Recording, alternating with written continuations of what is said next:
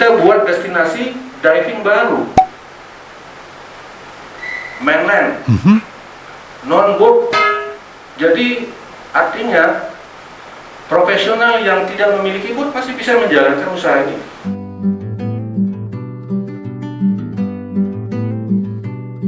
Hola, selamat datang di Galaxy Channel per 2 Juli. Saat ini kita akan meliput acara khusus bertemakan workshop underwater fotografi yang diselenggarakan oleh BPPD NTB atau Badan Promosi Pariwisata Daerah Nusa Tenggara Barat dan didukung penuh oleh komunitas penyelam dalam wadah P3LS atau yang disebut juga dengan Penyelam Profesional Pulau Lombok, Sumbawa. Oke Wisma Tonton Galaxy, jadi pagi ini kita sudah beranjak lagi ya menuju hari berikutnya pertanggal 2 Juli. Jadi hari ini masih ada satu agenda lagi yang digagas oleh teman-teman dari kalangan PPL, Penyelam Profesional Lombok, yaitu kegiatan materi pelatihan atau pengenalan ya, sekedar apa ya, workshop tentang underwater fotografi. Nah, seperti apa materinya ini akan berlangsung di Hotel Grand Legi Mataram tepatnya. Dan tentu saja acara ini juga setelah direstui dan di backup penuh oleh Dinas Pariwisata ya termasuk. Dan seperti apa prosesnya kita akan tinjau di dalam. Langsung lanjut.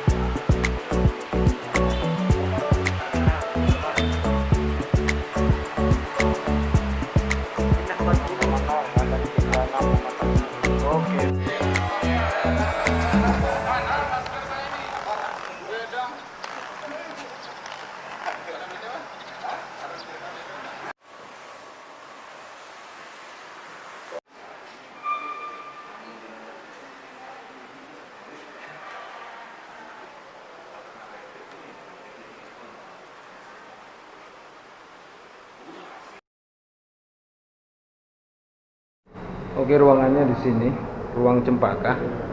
Sementara panitia tidak ada di luar, jadi semua pada di dalam. Get inside. Lagu kebangsaan Indonesia Raya. Hadirin dimohon berdiri.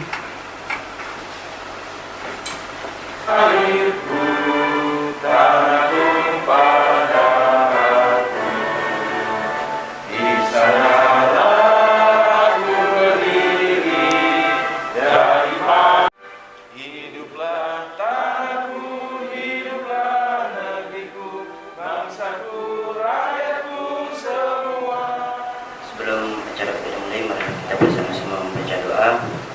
Semoga apa yang kita niatkan dan semoga apa yang kita rencanakan ke depannya lebih baik dan lebih khusus lagi.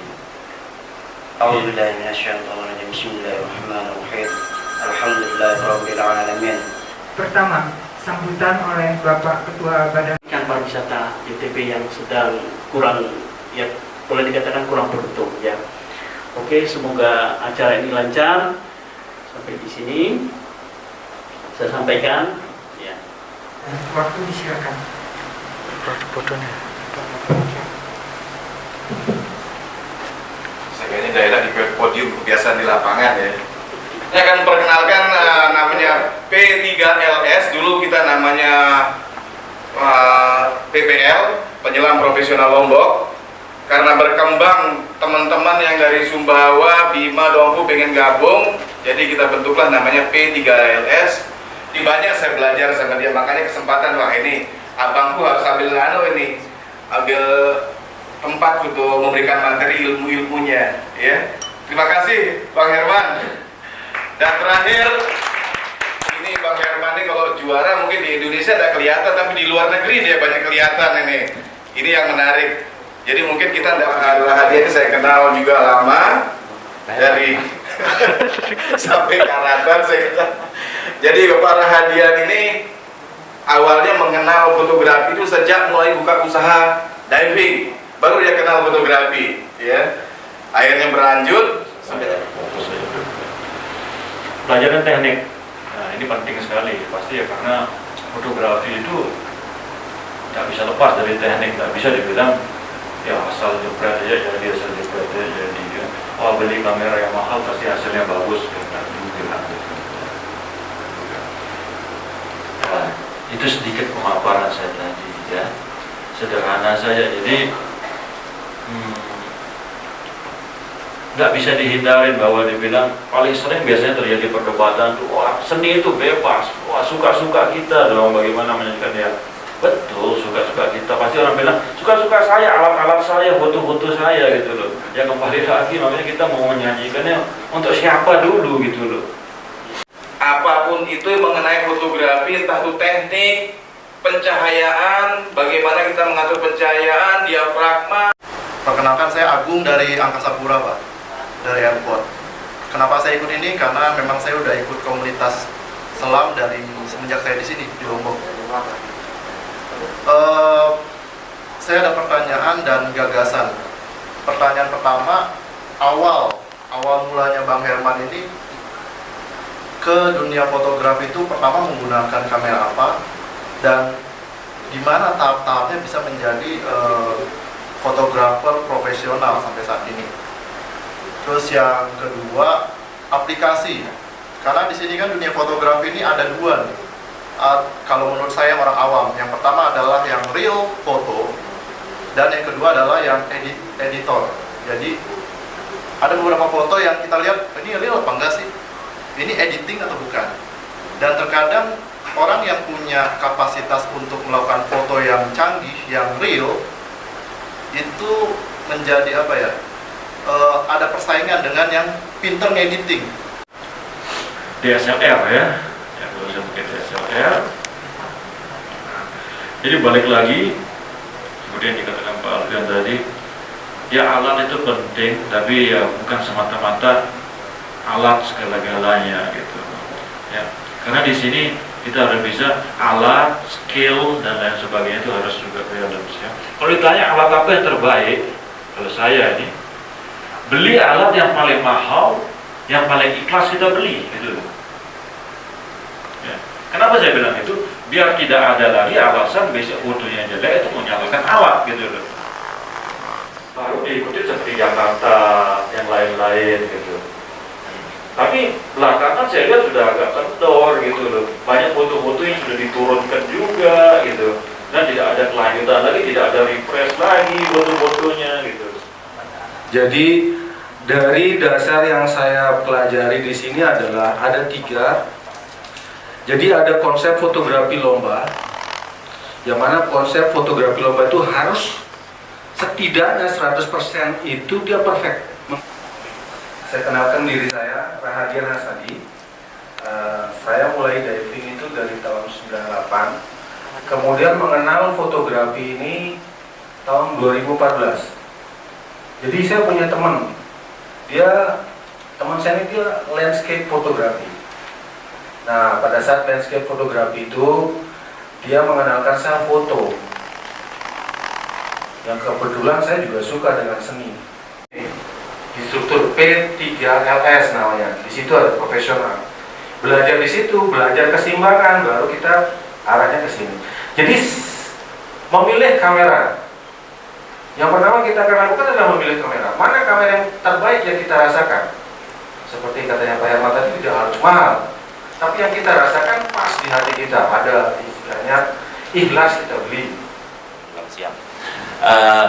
Yang ingin saya tanyakan pada Pak Radian, ini beberapa kasus teman-teman saya lihat juga dan kebiasaan saya juga. Apakah o-ring itu setelah kita pakai kita lepas lalu kita bersihkan dari silikon grease-nya, atau baiknya dibiarkan aja di sana, nanti begitu mau dipakai dibersihkan lagi dan ditambahkan silikon grease lagi. Mana yang terbaik yang biasanya kita pakai? Nah, ini sering yang saya lihat ada yang suka ngelepas, ada yang mendiamkan. Namun beberapa kasus saya temukan malah kadang-kadang karena kebiasaan kita lepas, orinya jadi kendor, atau kita biarkan di tempatnya tapi kadang-kadang ada kemasukan pasir dan segala macamnya atau debu. Nah, mana yang langkah yang terbaik yang harus kita lakukan, Pak? Terima kasih. Karena di situ akan ada pelajaran yang besar. Kalau kita langsung cross ke DSLR, ya saya tahu mungkin orang ini lebih terbiasa di daratnya menggunakan DSLR, tapi di dalam laut itu dia akan belajar tentang bagaimana maintenance housing, karena DSLR kita pakai itu harganya luar biasa. Perlu ini juga kepayahan tadi. Saya belum pernah ikut lomba sama sekali, belum pernah. Banyak orang yang rekomendasi saya untuk ikut lomba lah, foto udah lumayan bagus, tapi saya pikir saya mau untuk promosi aja. Jadi banyak teman-teman juga yang saya kasih foto-foto saya, udah pakai aja di website kalian, pakai aja. Nah itu. Jadi harapan saya juga segmen untuk kursus ini saja kita ubah dikit. Saya pengen ajak teman-teman untuk mengenal bagaimana Critters ini sendiri. Kita main ke KLU nih. Kita kemarin sempat ngomong-ngomong sama Pak Kadis nih. Pak Kadis, harapan kita juga sebenarnya semua Kadis untuk pariwisata kita racunin diving. Kita buat destinasi diving baru, mainland, non-boat. Jadi artinya profesional yang tidak memiliki boat masih bisa menjalankan usaha ini dengan juga mempengaruhi. Kemudian selalu harus diingat saat kita melakukan itu dia harus steril betul. Jangan sampai ada rambut di situ. Biasanya kan boat kita pakai anduk, jangan sampai anduk pakai mandi. Memang khusus untuk hosting itu sendiri. Jadi tidak boleh ada rambut, karena rambut pun bisa membuat air itu masuk. Nah setelah itu kalau kita mau pakai besok, kita mau pakai lagi besok, baru saya tambahin silikon lagi. Tapi silikon itu tidak usah terlalu banyak. Silikon itu yang penting dia ada getah. Jadi jangan sampai terlalu banyak. Ya, jadi cukup ada getah, kemudian saya pasang lagi pelan.